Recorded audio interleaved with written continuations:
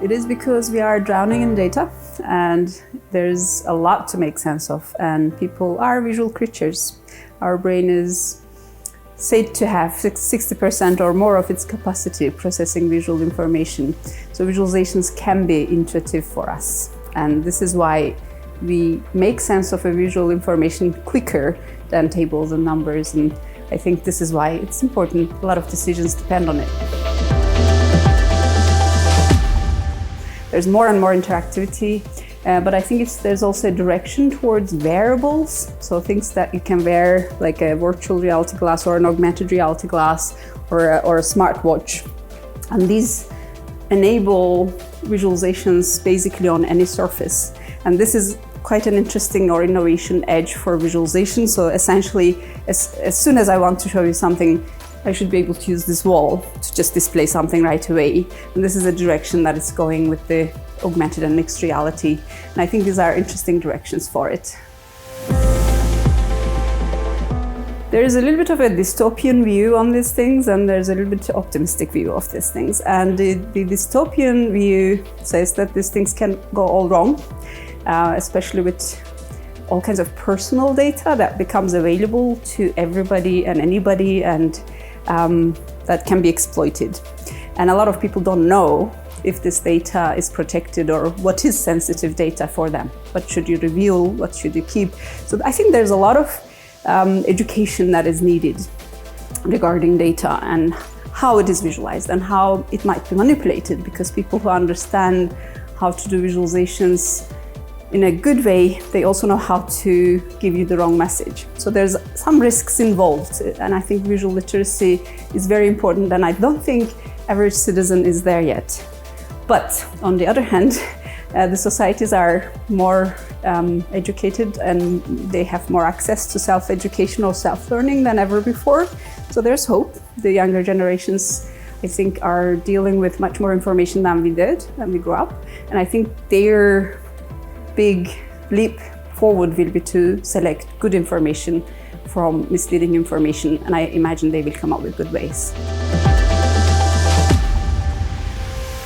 Yes, the generation gap in terms of technology access is a big problem, and I think it will remain a big problem.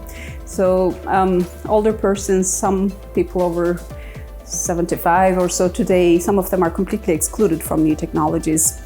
I see like answering the phone can be hard because WhatsApp goes this way and Skype goes this way, and regular phone is maybe just a clip, and all of that is not accessible. So it is very important to design accessible technologies for people today, and also thinking a little bit future forward.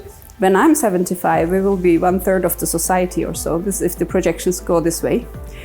So that means that we cannot leave these people out. They need to remain productive, and we might never retire. This is like a whole scenario, because if we are not functional and if we are 1/3 of the society, that burdens the younger generations really, really much, because we cannot take care of them economically and humanitarian. There's all kinds of reasons to worry about aging and this gap of keeping people productive and being able to process the information they need, have access to the information they need. And I think this will remain relevant because I can see that gap. I mean, the technology goes so fast that when I'm 75 or older, there may be people who are installing chips and maybe it's too late for me, or maybe I'm not, maybe I'm averse to that. So there will be things that we will never know what the young generations are doing. And I think it is the reality today, and it might remain this way. And in fact, this is an important accessibility, not just for older individuals, but those that have otherwise barriers. This is a very important area.